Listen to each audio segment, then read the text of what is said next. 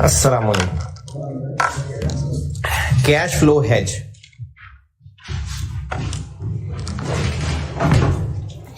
Practice question 5। चलो खैर है, 4 से ही कर लेते हैं। Practice question 4।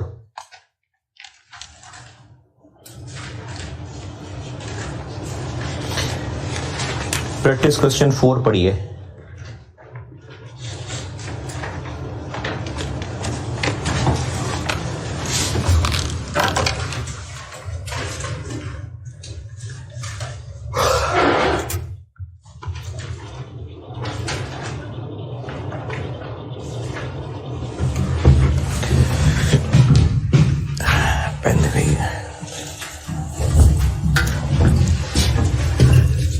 अच्छा, 2029 लिखा हुआ है, 2019 है,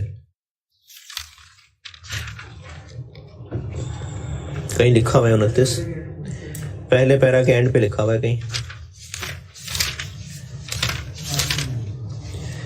पहले पैरा की चौथी लाइन के स्टार्ट में, तो ये 2019 है।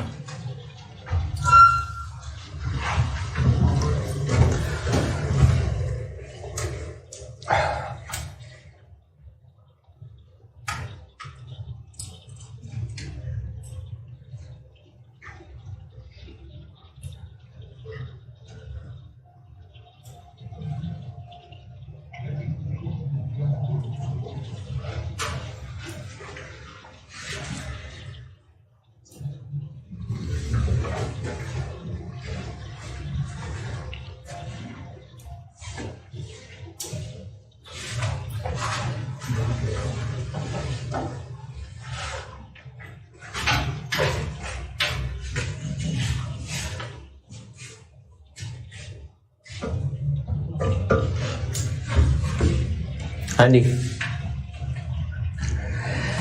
पहले पैराग्राफ में लिखा हुआ है,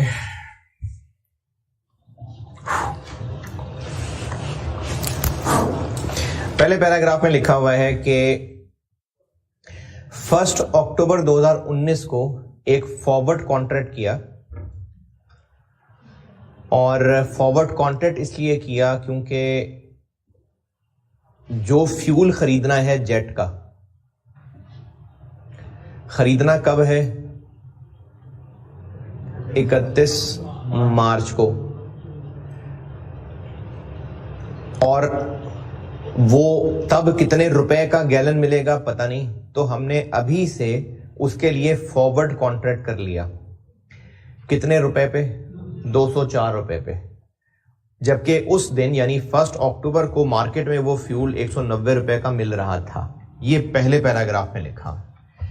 अच्छा, अब ये फॉरवर्ड कॉन्ट्रैक्ट हेज करने के लिए लिया है। Already recognised asset liability, unrecognised firm commitment, या highly probable forecast transaction. Highly probable forecast transaction, क्योंकि एक्सपेक्टेड फ्यूल रिक्वायरमेंट के लिए ये हेज किया है। ऑलरेडी खरीद तो नहीं चुके हम, तो रिकॉग्नाइज्ड इन्वेंट्री नहीं है, परचेज ऑर्डर कोई नहीं इशू किया हुआ, फर्म कमिटमेंट नहीं है, तो ये एक हाईली फोरकास्ट ट्रांजैक्शन है, हाईली प्रोबेबल, जिसके लिए हेजिंग है, और इसके लिए होती ही cash flow hedge. Fair value hedge और कैश फ्लो हेज में जो वैसे तो फर्क है, लेकिन एक सबसे बड़ा फर्क यह है कि फेयर वैल्यू हेज में आइटम भी गेन लॉस पे लानी है और इंस्ट्रूमेंट भी गेन लॉस पे आना है, जबकि यहां पर हमने सिर्फ इंस्ट्रूमेंट का गेन लॉस रिकॉर्ड करना है, आइटम को अपडेट नहीं करना। फेयर वैल्यू हेज में हेज्ड आइटम को भी गेन लॉस पे अपडेट करना था, इसमें हमने सिर्फ इंस्ट्रूमेंट के गेन लॉस की एंट्री करनी है। दूसरा पैराग्राफ, और ये जो फॉरवर्ड है वो कह रहे हैं कि ये फॉरवर्ड वो बस सिर्फ गेन लॉस के लिए कर रहा है, फ्यूल तो वो मार्केट से ही खरीदेगा। नहीं, ये फॉरवर्ड कॉन्ट्रैक्ट इसने फ्यूल की परचेज को ही हेज करने के लिए किया, जुआ नहीं खेल रहा।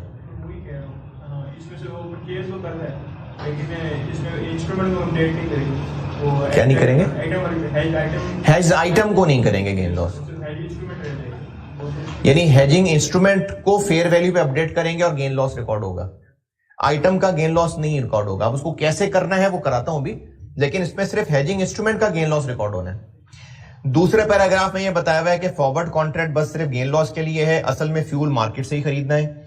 नेक्स्ट पैराग्राफ में लिखा हुआ है कि 31 दिसंबर 19 पे ईयर एंड आ गया और उस दिन फॉरवर्ड रेट और स्पॉट रेट बता दिया क्या है। और लास्ट पैराग्राफ में लिखा हुआ है कि फाइनली 31 मार्च को स्पॉट रेट 219 रुपए पर गैलन हो गया। हाँ जी, चलें अब इसको मैं कैश फ्लो हेज से करता हूं। कैश फ्लो हेज में क्या करना है उसके लिए एक वर्किंग बताता हूं, पहले एंट्रीज उसके बाद। काम वही है, ईयर एंड पे और फाइनली जिस दिन ये सारा किस्सा क्लोज हो रहा है। ये मैं प्रैक्टिस क्वेश्चन 4 कर रहा हूं और एंट्रीज बाद में, पहले मैं इसकी आपको वर्किंग बताता हूं। पहले हम 31 दिसंबर 19 पे खड़े होकर कैलकुलेशन करेंगे और कैलकुलेशन ये करेंगे कि 31 दिसंबर 19 पे हेजिंग इंस्ट्रूमेंट पे गेन हुआ कि लॉस हुआ। हेजिंग इंस्ट्रूमेंट पे गेन हुआ कि लॉस, ये कैसे निकालना है। हम 1 अक्टूबर को, यार जाग रहे हैं ना? नहीं जाग रहे? 1 अक्टूबर 19 पे फॉरवर्ड कॉन्ट्रैक्ट किया था। हेजिंग से पहले मैं आपको जो शुरू में पिछली 47A में वो स्पेकुलेशन करा रहा था, फॉरवर्ड कॉन्ट्रैक्ट का गेन लॉस कैसे निकाला था कि फॉरवर्ड कॉन्ट्रैक्ट जो हमने तब कर लिया था, अब करते तो क्या रेट ऊपर नीचे होता, यानी फॉरवर्ड ही की प्राइस कंपेयर की थी। तो 1 अक्टूबर पे हमने फॉरवर्ड कितने पे कर लिया था? 204। अब आ गई 31 दिसंबर। अब अगर फॉरवर्ड करते, तब ना करते, अब आके फॉरवर्ड करते तो कितने का फॉरवर्ड मिलता? तो हम फायदे में रह गए, नुकसान में रह गए? हैं जी, फायदे में रह गए ना, क्योंकि पहले हमने फ्यूल खरीदने का फॉरवर्ड 204 रुपए पे कर लिया। तब ना करते, ईयर एंड पे आके होश आती फॉरवर्ड करने की, तो तब उसका रेट 216 हो गया। तो हम पहले फॉरवर्ड करने में फायदे में रह गए। तो हम एक फिगर कैलकुलेट करेंगे, लेकिन करनी ये क्यूम्यूलेटिव है। क्यूम्यूलेटिव वाली बात अभी 31 मार्च पे जाके बताऊंगा। Cumulative gain on hedging instrument. क्या हेज किया था हमने कि 28 मिलियन गैलन 204 रुपए पे खरीदेंगे और अब वो फॉरवर्ड ईयर एंड पे आके 216 का हो गया हुआ है। तो हमें जल्दी फॉरवर्ड कर लेना, 12 रुपए फायदा दे गया।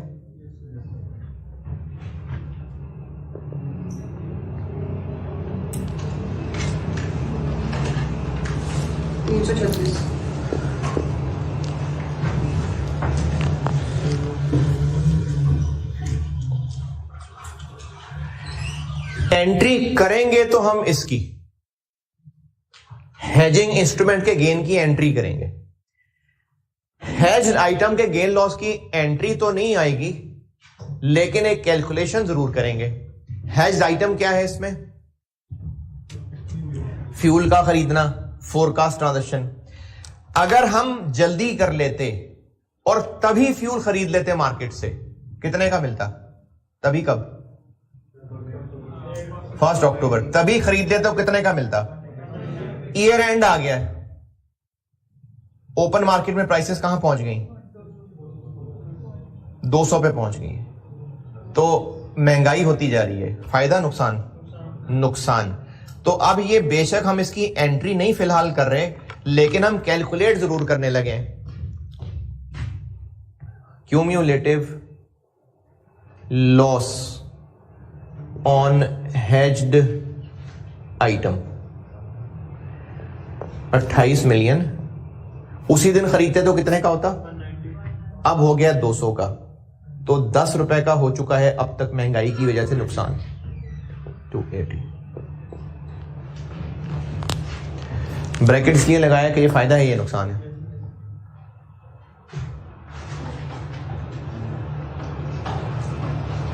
इनमें से लोअर 280, लेकिन 280 इसलिए नहीं लोअर के वो पॉजिटिव है वो नेगेटिव है, एब्सोल्यूट टर्म्स में देखना है। यानी अगर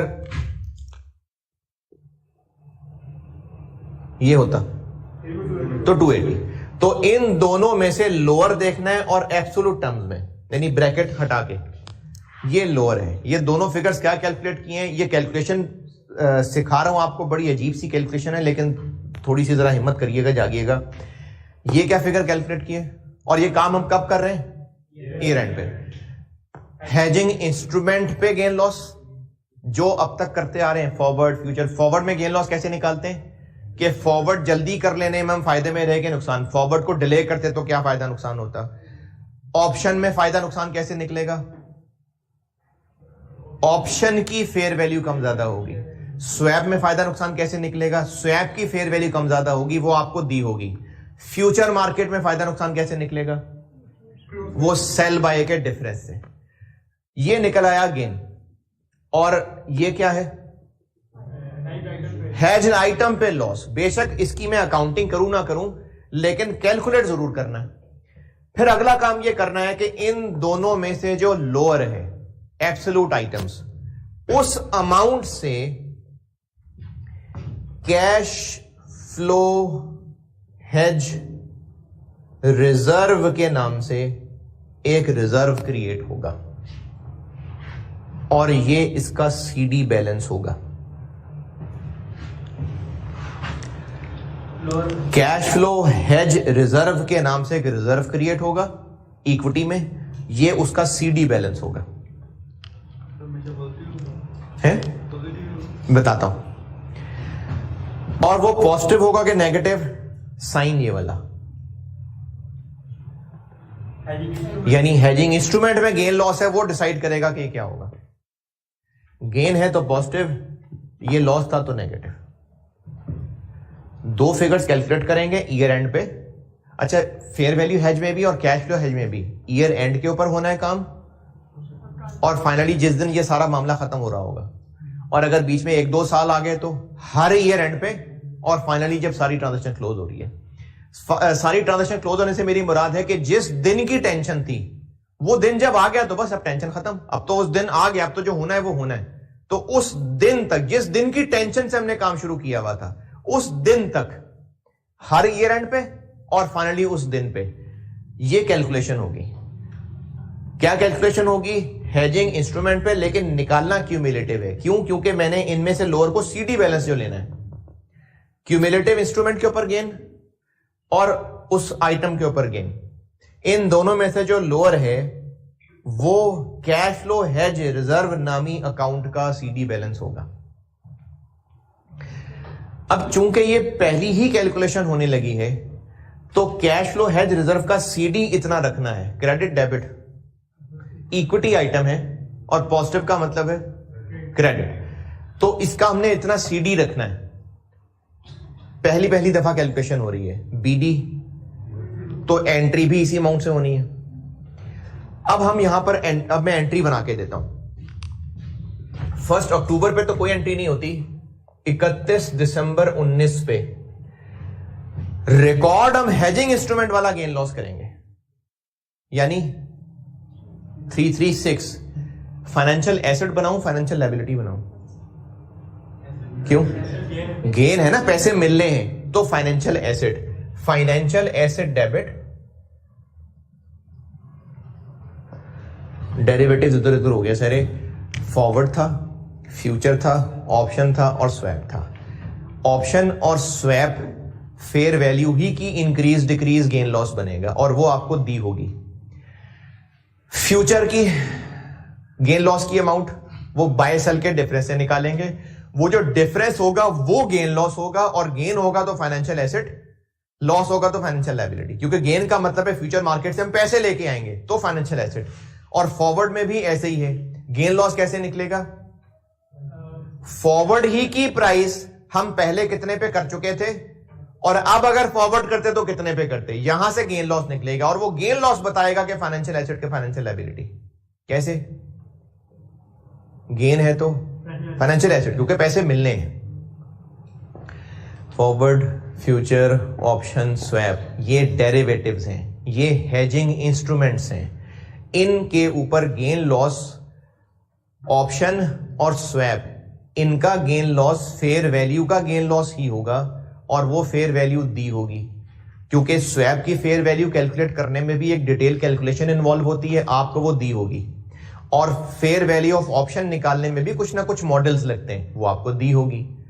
तो वो तो गिवन होगी, वहीं से डिफरेंस लेके पता चलेगा गेन है कि लॉस है। फ्यूचर का गेन लॉस बाय सेल के डिफरेंस से निकालेंगे। गेन होगा तो फाइनेंशियल एसेट बना रहे होंगे, लॉस होगा तो लायबिलिटी बना रहे होंगे। फॉरवर्ड का गेन लॉस वो भी फॉरवर्ड की प्राइस से ही कर रहे होंगे। अच्छा, गेन या लॉस का फैसला कैसे करेंगे? कैसे पता चलेगा गेन है कि लॉस? कैसे पता फायदा लॉस? नहीं, हाँ, ये देखेंगे कि हमने फॉरवर्ड क्या किया हुआ है। हमने अगर कोई चीज खरीदने का फॉरवर्ड किया हुआ है और कल को रेट मजीद बढ़ रहा है तो हम फायदे में रह गए, और अगर कोई चीज बेचने का फॉरवर्ड किया हुआ है और कल को रेट बढ़ रहा है तो हम नुकसान में रह गए। तो फॉरवर्ड की प्राइस से ही कंपेयर करके गेन लॉस निकलेगा। फ्यूचर का गेन लॉस भी आप कैलकुलेट करेंगे, फॉरवर्ड का गेन लॉस भी आप कैलकुलेट करेंगे, और वो गेन लॉस बताएगा कि फाइनेंशियल एसेट बनाना है कि फाइनेंशियल लायबिलिटी बनानी। तो 336 बिलियन हेजिंग इंस्ट्रूमेंट पे गेन है, इसलिए फाइनेंशियल एसेट 336 से।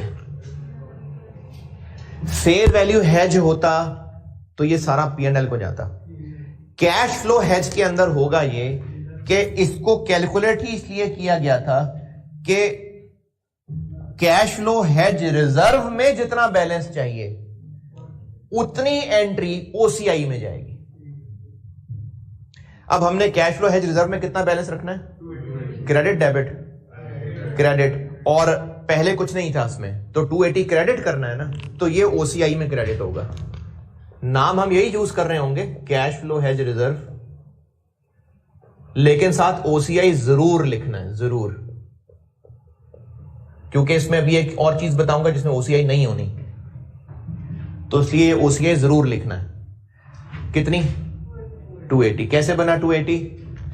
इनमें से लोअर का आंसर इस रिजर्व का CD होगा, जो मैं चलो साथ बना देता हूं। कैश फ्लो रिजर्व का ये CD है, और चूंकि पहला साल है तो BD कोई नहीं है, तो हमें ये OCI क्रेडिट चाहिए यहां। और अब जो एंट्री बैलेंस करने में जो भी कमी बेशी है वो P&L में जाएगी। क्रेडिट चाहिए, डेबिट चाहिए, तो ये P&L में जाएगा। 56। ये हमने हेजिंग इंस्ट्रूमेंट का गेन लॉस रिकॉर्ड किया है।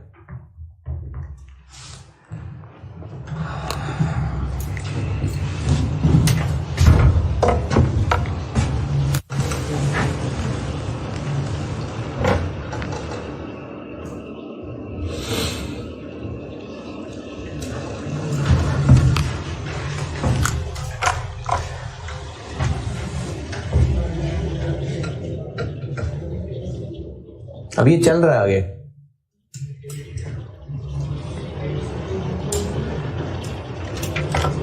फाइनेंशियल इंस्ट्रूमेंट्स ये खत्म है, तो क्या तासुरात हैं फाइनेंशियल इंस्ट्रूमेंट? आसान है? नहीं यार, चीजें बहुत ज्यादा हैं। चलो, मैंने कोशिश तो अपनी तरफ से पूरी की है यार इसमें, लेकिन जो लोग स्टैंडर्ड पढ़ने के शौकीन हैं वो इसके स्टैंडर्ड पढ़ के देखें कि फिर आपको फर्क पता चलेगा कि कितनी मुश्किल से, और लिटरली मेरी इसमें 1 या 2 दफा तबीयत खराब हो गई थी फाइनेंशियल इंस्ट्रूमेंट तैयार करते करते। है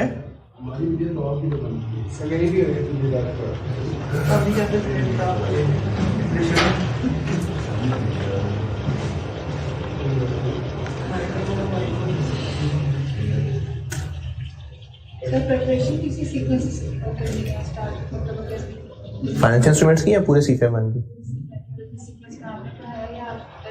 जैसे आपकी मर्जी, उसमें ये भी कर सकते हैं आपके कंसोलिडेशन को अलग रख लें, उसको रोज रोज अलग से करते रहें और बाकी C51 अलग कर लें। टॉपिक वाइज या एनालिसिस नहीं है कि पिछली अटेम्प्ट्स में क्या ये एनालिसिस ही है ना, मैंने जो चैप्टर वाइज पास पेपर बांट दिए हैं तो ये एनालिसिस ही है आपके सामने। पास पेपर मैंने आपको मैंने हर चैप्टर में आपको पास पेपर्स के सवाल डाल के दिए हुए, तो वो एनालिसिस ही है ना। अटेम्प्ट्स लिखी हुई है, आपको पता चल रहा है कि कौन सा हर अटेम्प्ट में आ रहा है, कौन सा नहीं आ रहा है।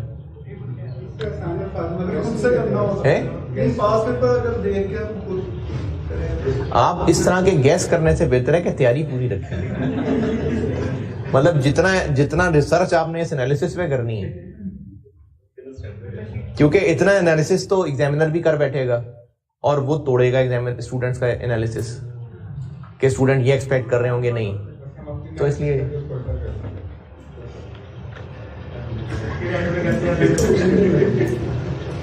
कंसोलिडेशन में को खास कंसोलिडेशन का किया था मैंने, क्योंकि कंसोलिडेशन का तो पता है ना, एक 25 नंबर का सवाल आना है, उसका मैंने अपने पास एक एक्सेल शीट बनाई हुई है, लेकिन उसमें भी कोई पैटर्न खास नहीं नजर आ रहा जिसकी बेस में प्रेडिक्ट कर सकूं।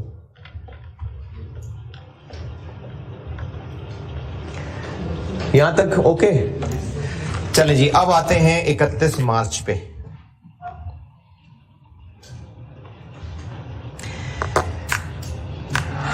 इकतीस मार्च पे आके ये कैलकुलेशन बनाते हैं दोबारा।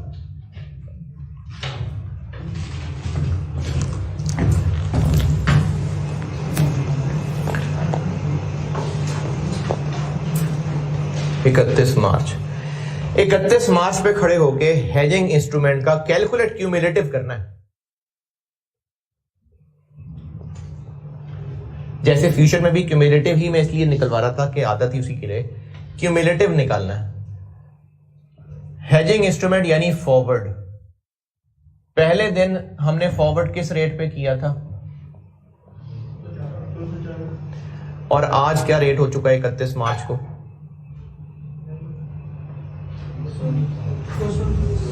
अच्छा, फ्यूचर की तरह फॉरवर्ड भी अगर उस दिन करते जिस दिन फाइनली वो दिन पहुंच गए तो वो स्पॉट ही होना था। तो फ्यूचर की तरह फॉरवर्ड की भी प्राइस वो दिन पहुंच जाए तो स्पॉट ही होगा। कितना?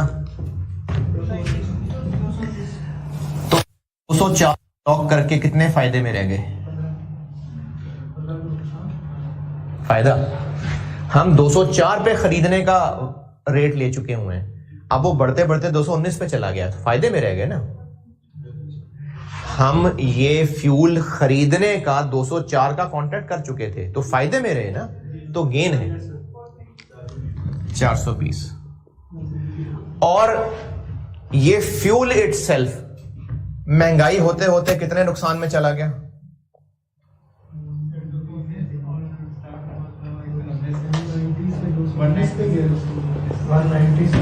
190 से 219 पे चला गया।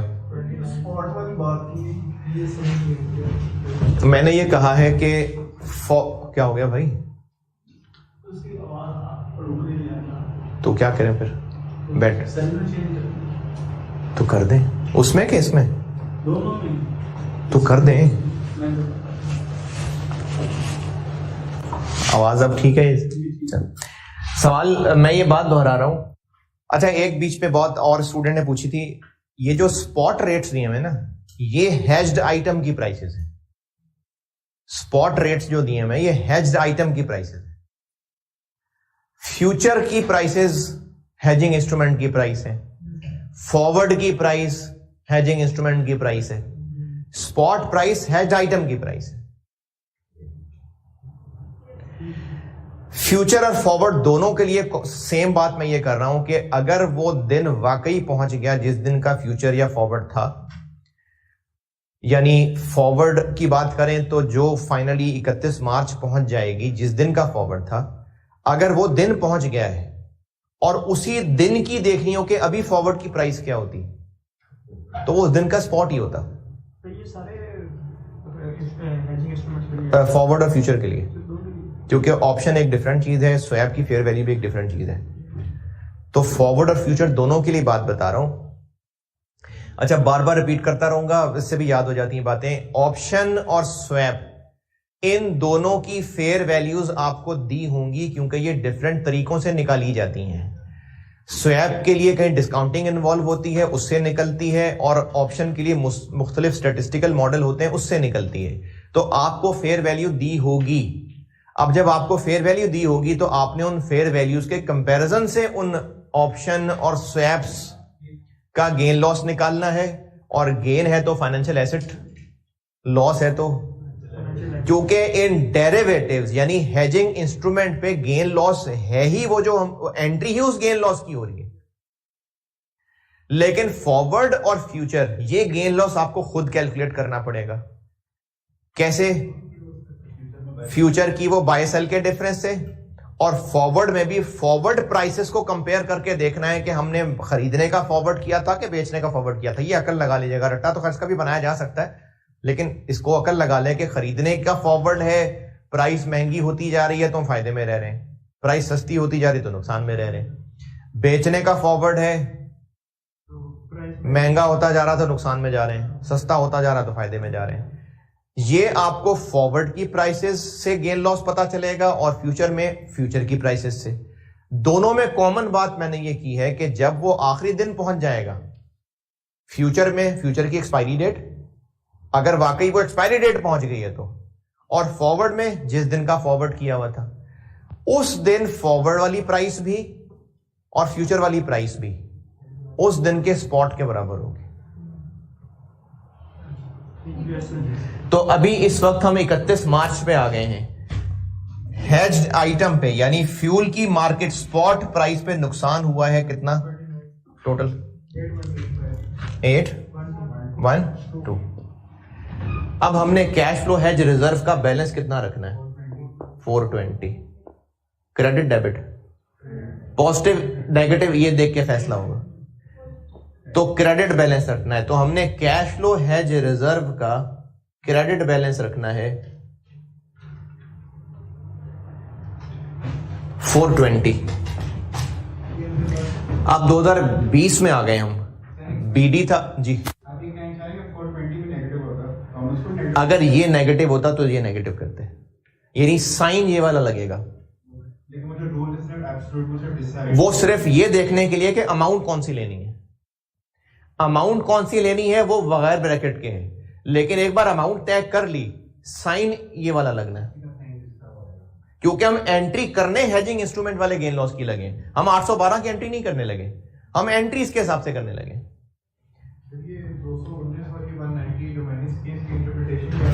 हमने अगर आज ही फ्यूल खरीद लिया होता मार्केट से तो आज 190 का मिल रहा था, 6 महीने गुजरने के बाद वो 219 का हो गया हुआ है, तो फ्यूल महंगा हो गया। लॉस है गेन है? हमने फ्यूल खरीदना होता है, लॉस। तो ये हेज्ड आइटम पे लॉस है। हेज्ड आइटम पे मार्केट में रेट बढ़ने की वजह से, महंगाई की वजह से इतना लॉस हो गया हुआ है। हो जाता अगर हम तब खरीद लेते और नहीं खरीदा, अब खरीदने लगे तो इतना नुकसान हो चुका हुआ है महंगाई की वजह से। अच्छा, अब ये क्यूमुलेटिव फिगर्स हैं, इसलिए ये सीडी है। तो इंस्ट्रूमेंट का गेन ये क्यूमुलेटिव है, 336 पहले रिकॉर्ड हो चुका है। अब कितना करना है? 336 पहले हो चुका है, अब 84 और करना है। तो 31 मार्च 20 पे फाइनेंशियल एसेट मजीद डेबिट,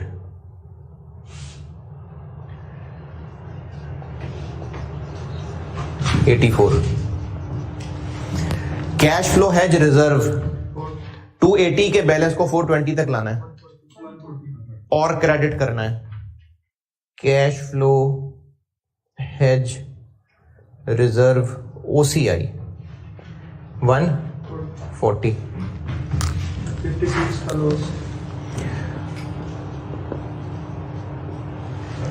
चूंकि ये क्यूमुलेटिव फिगर्स हैं तो जो पहले कर चुके उसके डिफरेंस से एंट्री करनी है, और अब जो इनमें अनइवन है वो P&L में जाना है, डेबिट।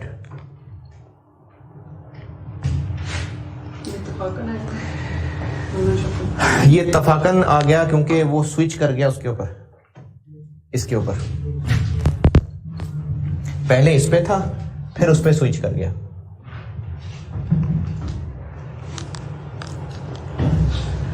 वरना अगर अभी भी ये लोअर होता तो फिर वो 56 ना आता।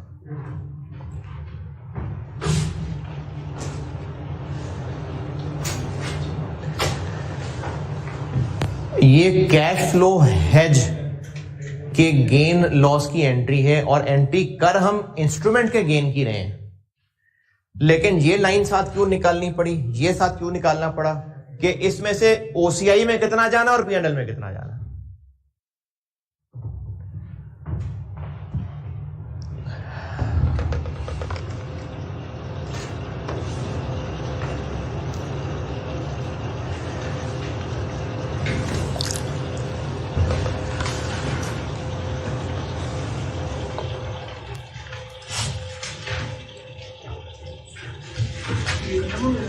है जी? नहीं, अभी चल रहा है, अभी चल रहा है। अभी एक सवाल और कराऊंगा, फिर एक और कराऊंगा।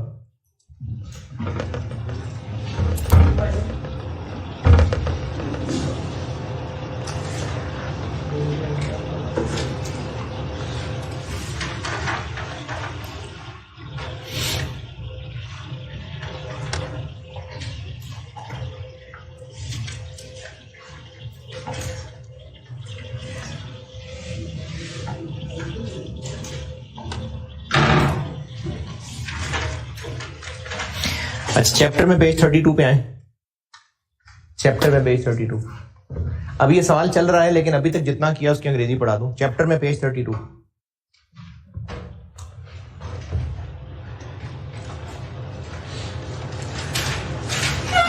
Accounting for cash flow hedge.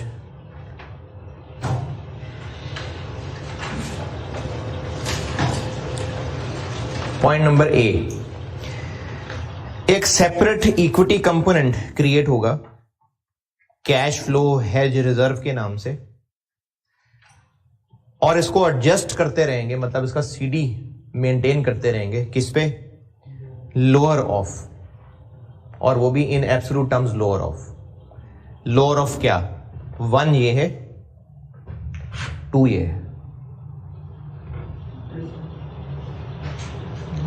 1 ये है क्यूमुलेटिव गेन और loss on hedging instrument A का, और 2 ये है cumulative change in fair value of hedge item. इन दोनों में से जो लोअर है एब्सोल्यूट टर्म्स में, हमने उस पे रखना है इस रिजर्व को, लेकिन साइन लगना है ये वाला। अच्छा, साइन ये वाला इसलिए लगना है क्योंकि गेन आ रहा है तो हम फाइनेंशियल एसेट डेबिट कर रहे हैं, तो अब हमें क्रेडिट के लिए कुछ चाहिए ना, तो रिजर्व क्रेडिट हो तो वो बढ़ता ही है, तो इसलिए मैंने लिखा है कि साइन ये वाला। तो साइन इंस्ट्रूमेंट के गेन वाला, लेकिन अमाउंट इन दोनों में से लोअर, और वो जो अमाउंट निकलेगी वो इसका सीडी होगा। ये पॉइंट ए में लिखा हुआ है। पॉइंट बी में लिखा हुआ है कि एंट्री में क्या करना है। पॉइंट बी में ये लिखा हुआ है कि जो हेजिंग इंस्ट्रूमेंट का गेन है, पॉइंट बी बोल्ड भी किया हुआ मैंने, और ये आईएएस की वर्डिंग ही छापी हुई है, उसको मैंने सवाल से समझाने की कोशिश कर रहा हूं। पॉइंट बी में कहा हुआ है कि हेजिंग इंस्ट्रूमेंट वाला गेन को रिकॉर्ड करना है। गेन था इसलिए फाइनेंशियल एसेट डेबिट। अब इसका क्रेडिट क्या करना है? ये जो बी में पॉइंट 1 लिखा हुआ है, बी में जो पॉइंट 1 लिखा हुआ है, इस बात का मतलब यह है कि जो कैश फ्लो रिजर्व के बीडीसीडी में चेंज है वो ओसीआई में जाना है। यानी इस एंट्री में 280, इस एंट्री में 140, तो इतना तो ओसीआई में जाना है, और जो इन दोनों का फर्क है ये पॉइंट 2 में लिखा हुआ है वो पीएनएल में जाना है। तो ये जो पॉइंट ए है इसका मतलब ये वर्किंग है, और जो पॉइंट बी है उसका मतलब ये एंट्री है।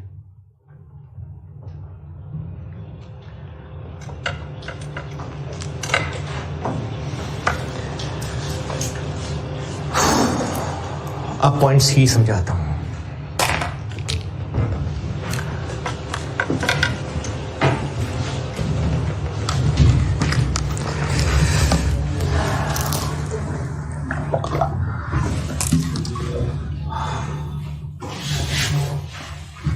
एंट्री रहने दीजिएगा यार, इसकी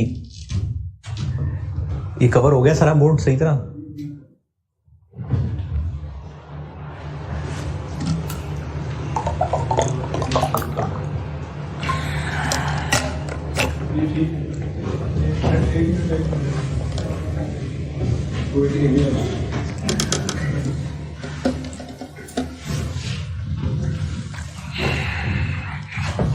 एंट्रीज रहने देना।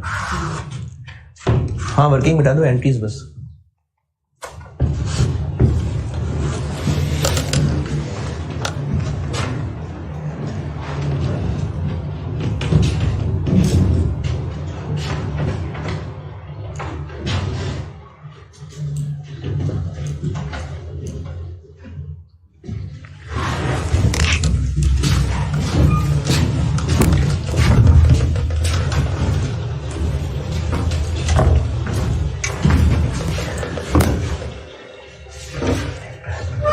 चलो जी 31 मार्च पे आगे चलते हैं। 31 मार्च पे क्या हुआ? जो फॉरवर्ड पे गेन लॉस हुआ था वो कैश ले लेंगे और फ्यूल मार्केट से खरीद लेंगे। तो फ्यूल खरीद लेते हैं मार्केट से, कितने का मिलेगा? 219 का। तो फ्यूल कॉस्ट एक्सपेंस डेबिट और कैश क्रेडिट। ये हमने फ्यूल खरीद लिया, 30 मिलियन खरीदा और 219 का खरीदा।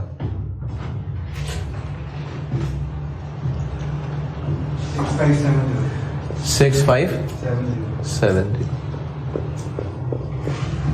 ये हमने फ्यूल खरीद लिया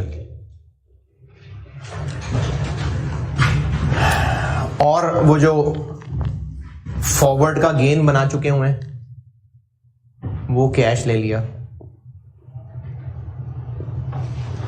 फॉरवर्ड पे, फ्यूचर पे, ऑप्शन पे, स्वैप पे जो गेन है वो हमें कैश की शक्ल में मिल गया। तो कितना?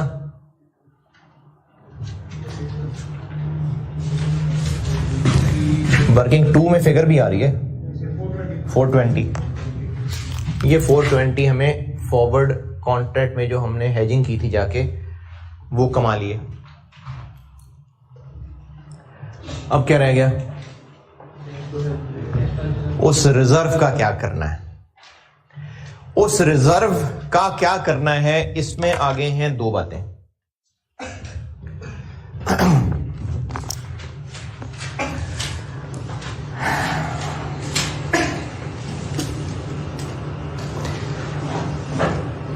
चैप्टर में पेज 32, चैप्टर में पेज 32 पॉइंट नंबर सी। पता नहीं कैसे सोचते हैं यार ये बातें। मैं द अमाउंट सी पढ़ रहा हूं, the amount that has been accumulated in cash flow hedge reserve, यानी जो उसका सीडी बैलेंस आ रहा है, जो कि इस सवाल में कितना आ रहा है? 420। वर्किंग 2 में 420 बनाया था, वर्किंग 2 में। अब उसका क्या करना है? As follows. नंबर 1, अगर तो फोरकास्ट ट्रांजैक्शन अल्टीमेटली एक नॉन फाइनेंशियल एसेट और लायबिलिटी में बदल जाएगी। नहीं समझ आया? क्या ट्रांजैक्शन थी जिसको फोरकास्ट किया हुआ था? फ्यूल। अगर प्लांट खरीदना होता तो ये फोरकास्ट ट्रांजैक्शन प्लांट में बदल जाती, नॉन फाइनेंशियल एसेट, तो फिर ये प्लांट में कन्वर्ट हो जाती। फिर क्या करते? ये अगली 4 लाइनें स्किप करें। फिर हम ये करते,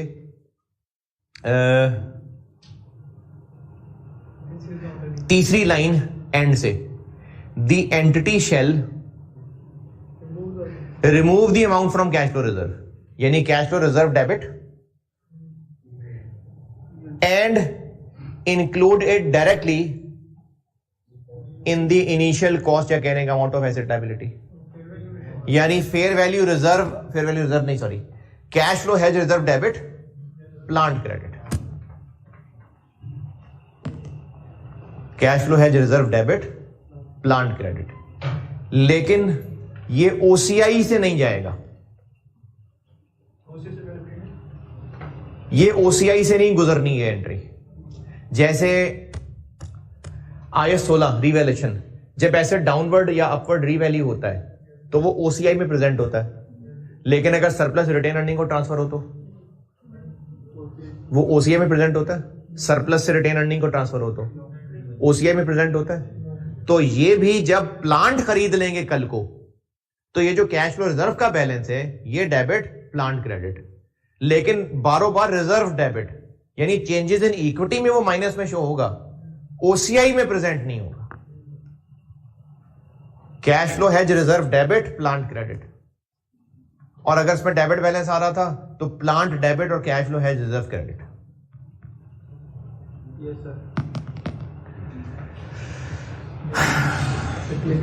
नहीं क्लिक हुआ। अभी इस वक्त हमने ये फोरकास्ट ट्रांजैक्शन क्या रखी हुई थी, फ्यूल खरीदना था ना। अगर जहाज खरीदना होता तो हम अल्टीमेटली आके यहां जहाज डेबिट कैश क्रेडिट करते, पीपी डेबिट होता ना। तो अब अगली एंट्री में फिर हम लोग उस कैश फ्लो रिजर्व में जो 140 का क्रेडिट बैलेंस पड़ा हुआ है वो डेबिट और जहाज क्रेडिट कर देते। अगर इस फोरकास्ट ट्रांजैक्शन का एंड रिजल्ट एक एसेट की शक्ल में होना है, वो भी नॉन फाइनेंशियल एसेट या लायबिलिटी, तो फिर उस रिजर्व का बैलेंस ट्रांसफर कर देंगे उस एसेट लायबिलिटी के अकाउंट में।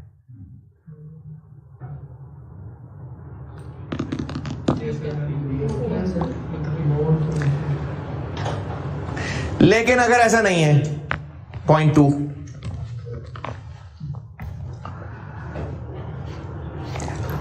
अगर ये हैज वो पॉइंट 1 में बताया हुआ नहीं है,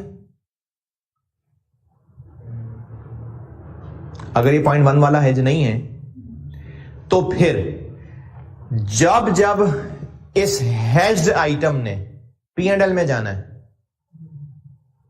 तब तब वो रिजर्व P&L में जाएगा। दोबारा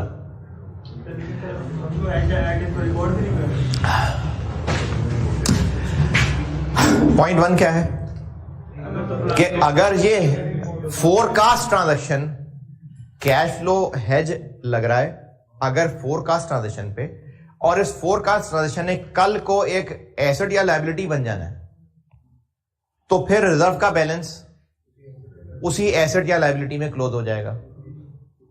लेकिन अगर ऐसा नहीं है तो पॉइंट 2, तो फिर उस हेज्ड आइटम ने जब भी जैसे भी P&L को हिट करना है, जैसे इस मिसाल में खरीदते ही एक्सपेंस बन गया, हो सकता है 3 साल में फैल के बनता, हो सकता है थोड़ा इस साल कंज्यूम होता, थोड़ा अगले साल कंज्यूम होता, 30% इस साल कंज्यूम होता, 70% अगले साल कंज्यूम होता, तो उस रिजर्व में से भी 30% इस साल P&L में लाते और 70% अगले साल P&L में लाते, और ये जो P&L में लाते ये रिक्लासिफिकेशन एडजस्टमेंट होती, यानी OCI डेबिट और P&L credit. Cash flow hedge reserve OCI debit और P&L क्रेडिट 140। अब ये OCI में एज नेगेटिव आ रहा होगा और पैट से ऊपर एक अदर इनकम आ रही होगी।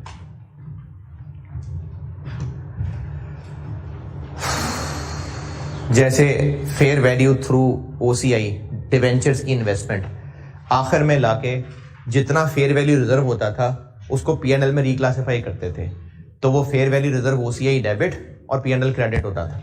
तो ये कुछ वैसी सी बात है। ये आखिरी बात दोबारा सुने, सी वाला पॉइंट। पॉइंट ए क्या था, वर्किंग की कैलकुलेशन। पॉइंट बी क्या था, एंट्री क्या करनी है। पॉइंट सी ये है कि अब फाइनली वो हो गई ट्रांजैक्शन जिसको हमने हेज किया हुआ था, तो अगर तो वो एक ऐसे एसेट या लायबिलिटी की फोरकास्ट ट्रांजैक्शन थी जो नॉन फाइनेंशियल है, तो फिर जो रिजर्व का बैलेंस है वो अल्टीमेटली उस एसेट लायबिलिटी में क्लोज हो जाएगा। लेकिन अगर ऐसा नहीं है तो फिर हेज्ड आइटम ने जब जब जैसे जैसे P&L को हिट करना है तब तब वैसे वैसे रिजर्व भी P&L को ट्रांसफर होता रहेगा। तो ये चूंकि फौरन ही एक्सपेंस बन गया तो ये फौरन ही P&L में ट्रांसफर हो गया। लेकिन अगर थोड़ा फ्यूल इस साल एक्सपेंस बनता, थोड़ा फ्यूल अगले साल कंज्यूम होता, तो रिजर्व भी थोड़ा थोड़ा तोड़ के ये एंट्री होती है। 140 है, नहीं सॉरी 420 है, 420 है। हाँ क्या जी, ये वही एग्जाम्पल है ना। हमने जो हेज्ड आइटम, जिसको हेज किया था फ्यूल का खरीदना, जब ये हो गई ट्रांजेक्शन तो वो फ्यूल एक्सपेंस बन गया ना, इसी साल बन गया सारा। हाँ, तो फिर ये भी सारा रिजर्व पीएनएल को ट्रांसफर हो गया। अगर ऐसा होता कि ये 65-70 मिलियन का फ्यूल आधा इस साल कंज्यूम होता, आधा अगले साल कंज्यूम होता, तो इसमें से हम आधा इस साल ये एंट्री करते, आधा अगले साल एंट्री करते। वो तब अगर ये प्लांट है तो, अगर ये हाली जिस तरह पिछले सवाल में वो हमने प्लांट खरीदने का वादा किया था, अब अगर ये प्लांट होता तो यहां प्लांट डेबिट होता और इस एंट्री में रिजर्व डेबिट, ओसीआई नहीं, प्लांट क्रेडिट होता। लेकिन अगर ये प्लांट नहीं है तो फिर जो भी चीज है जब जब वो पीएनएल को हिट करेगी तब तब ये ट्रांसफर होकर पीएनएल को जाएगा।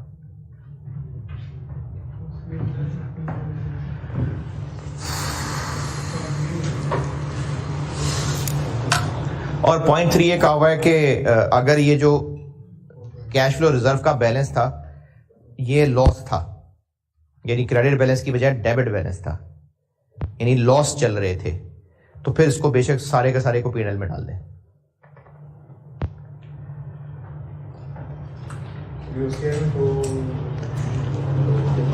जी जी, रिक्लासिफाई एडजस्टमेंट का मतलब ही यही है कि वो ओसीआई से निकल, ओसीआई में और पीएनएल दोनों में प्रेजेंट होगा। तो अगर ये रिजर्व का डेबिट बैलेंस आ रहा होता, सी का 3 ये लिखा हुआ है कि अगर ये एक लॉस आ रहा होता तो इसको फिर फौरन के फौरन पीएनएल में ट्रांसफर कर देते। फिर इस पर डिपेंड नहीं करना था कि वो प्लांट है कि फ्यूल है।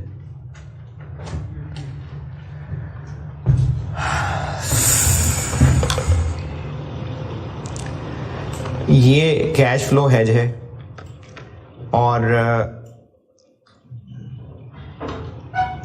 इसके ऊपर ही मैंने प्रैक्टिस क्वेश्चन 5 और प्रैक्टिस क्वेश्चन 6 बनाया हुआ है। तो मर्जी है आपकी, मैं तो तैयार हूं। हाँ जी, अभी देखना है कि जिंदगी में कभी मौका मिला तो देखना है। बोर्ड पे नहीं करना, ये आपने करना। यही है, मतलब मैंने वैल्यूज बदल के चीज, एक सवाल में मैंने वो डाल दिया, मशीन डाल दी। प्रैक्टिस क्वेश्चन 5 के अंदर मैंने मशीन डाल दी है जो अभी सी का 1 है, और दूसरे के अंदर मैंने एक फाइनेंशियल एसेट डाल दी और एक इन्वेंट्री डाल दी है जी। तो ये मैंने इसी का ही, हाँ इसमें, अच्छा जिसकी बस होगी वो चला जाए घर, बेशक कोई मसला नहीं।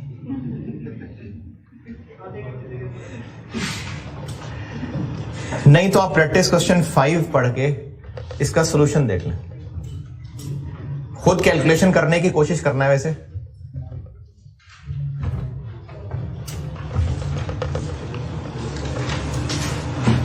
प्रैक्टिस क्वेश्चन 5 पढ़ें, सेम चीज है, मैंने सिर्फ उसमें फ्यूल की जगह प्लांट मशीन डाल दी है, वरना बाकी वही फॉरवर्ड ही है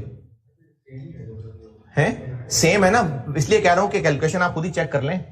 इस एंट्री में बस फिर एंड पे मशीन आ जानी है और ये ओसीआई नहीं होना, लेकिन आप फिगर्स की कैलकुलेशन अच्छी है, प्रैक्टिस कर लेंगे। डेट्स भी सेम ही रखी है मैंने, नहीं मार्च सितंबर, हाँ बहरहाल सेम सही है, कैलकुलेशन की प्रैक्टिस हो जाएगी आपकी।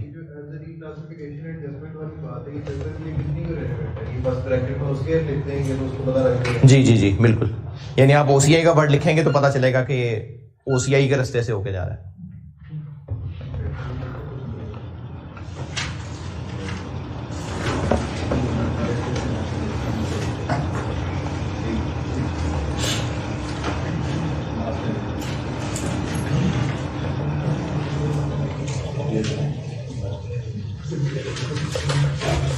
और भी किसी की बस होगी हो जाना है तो चलें।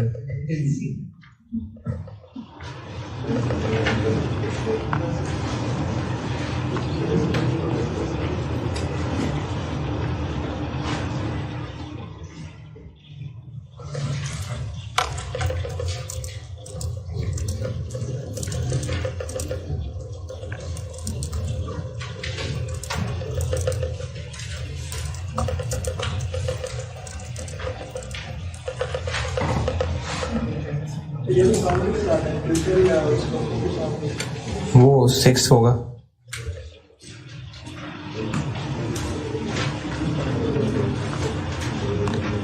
नहीं 6 भी मैंने फॉरवर्ड के साथ ही बनाया है, तो फ्यूचर के साथ भी होगा तो वो वही गेन लॉस वैसे ही निकलेगा बाय सेल करके।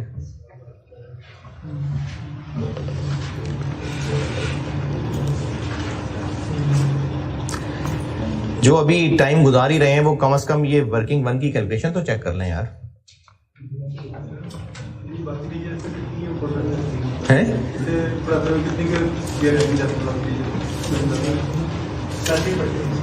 हैं? क्यों, क्या कहना क्या चाह रहे हो?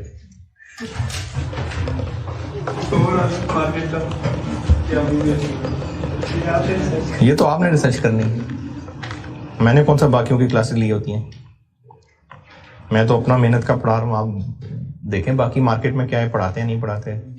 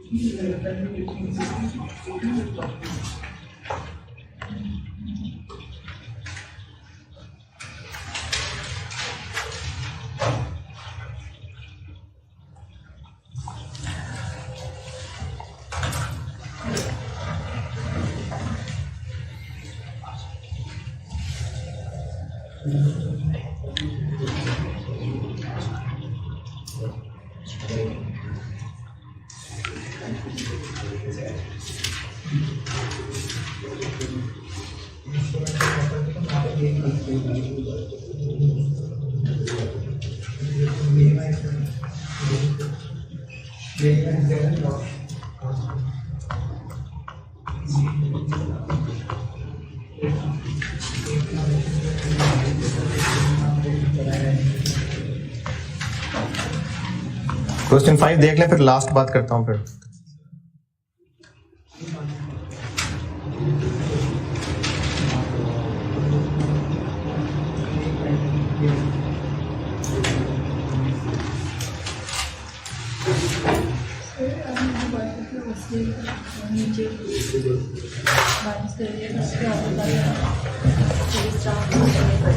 एसओसीआई के एक्सट्रैक्ट्स में ये ओसीआई में अदर नेगेटिव आ रहा होगा और ये अदर इनकम में अदर पॉजिटिव आ रहा होगा, यानी सेम ईयर में ये ओसीआई में नेगेटिव शो हो रहा होगा, ये पीएनएल में पॉजिटिव शो हो रहा होगा। ये रीक्लासिफिकेशन एडजस्टमेंट होती है।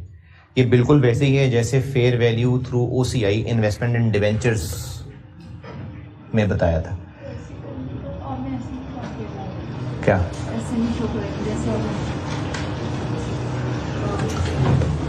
अगर प्लांट होता यहां पर, फिर ये ओसीआई में डेबिट नहीं आना।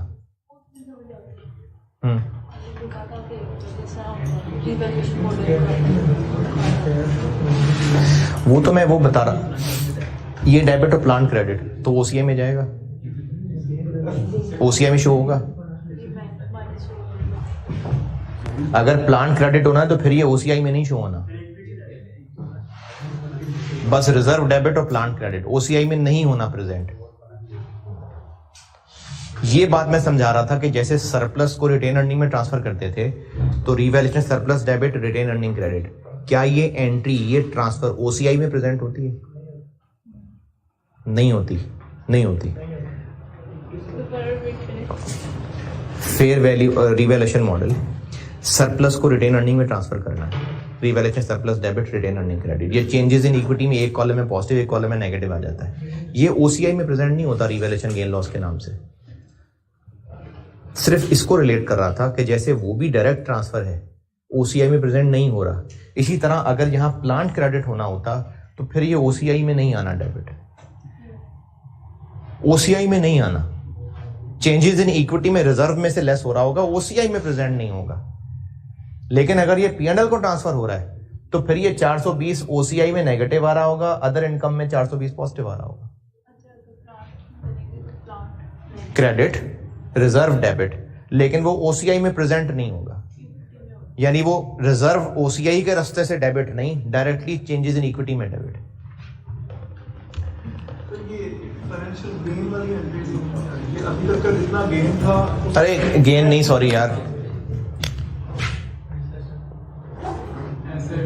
ये था, ये वही क्लोजिंग बैलेंस जी जी जी। क्वेश्चन 5 में, हाँ जी,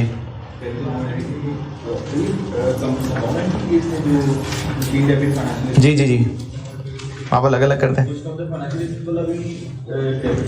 आप ये अलग अलग करते हैं, मैंने ये कंपाउंड कर दी, आप अलग अलग कर दें, मैंने इन दोनों में कैश को नेट कर दिया ना, आप अलग अलग कर लें। क्वेश्चन 5, अच्छा अभी तो खैर क्लास में कुछ शक्लें कम हैं, कुछ पुराने लोग भी हैं जो घाट घाट का पानी पिया होता है, और टीचर से भी पढ़ा हुआ है किसी नाम में से? नहीं पढ़ा? नहीं ये सीफे 1, तो ये हेजिंग इतनी डिटेल में नहीं, वो किधर गया? अच्छा तो भाग ही गया यार, चल तो टाइम जाया कर दिया आप लोगों का फिर।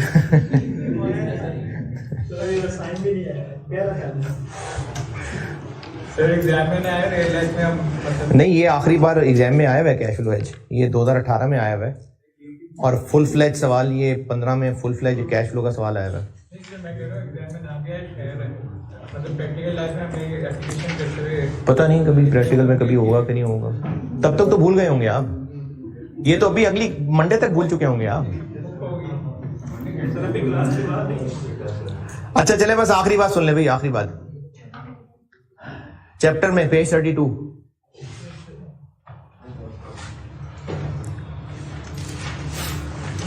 C.1,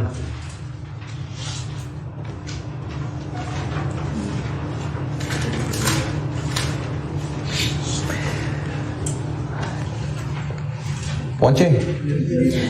जब तक थी ना हाईली प्रोबेबल फोरकास्ट ट्रांजेक्शन, तब तक उस पे कैश फ्लो हेज था, लेकिन जैसे ही हमने परचेज ऑर्डर इशू कर दिया, क्या बन गई वो? फर्म कमिटमेंट बन गई। अब उस फर्म कमिटमेंट वाले पे ये चला गया fair value reserve, fair value hedge, तो वो जो रिजर्व था वो डेबिट हो जाएगा और फर्म कमिटमेंट लायबिलिटी क्रेडिट हो जाएगी, यानी ये फर्म कमिटमेंट में शिफ्ट हो जाएगा।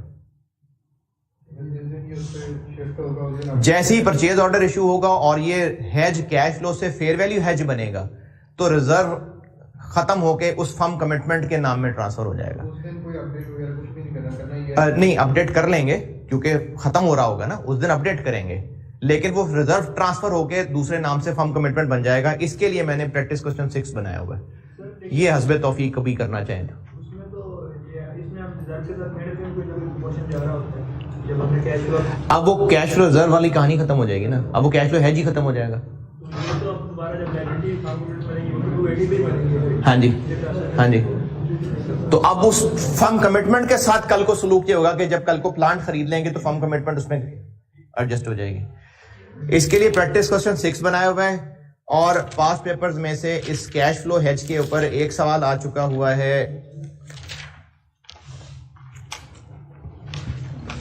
ये क्वेश्चन नंबर 4, ये full fledge cash flow hedge का सवाल था, और एक 2018 में जस्ट एक एडजस्टमेंट आई हुई है, वो मैंने इस चैप्टर में नहीं डाला, वो मल्टीपल आईएस है, तो ये 2 दफा कैश फ्लो हेज आया बस। हेजिंग और फाइनेंशियल इंस्ट्रूमेंट्स खत्म है। वो पढ़ के जितना आता है भाई,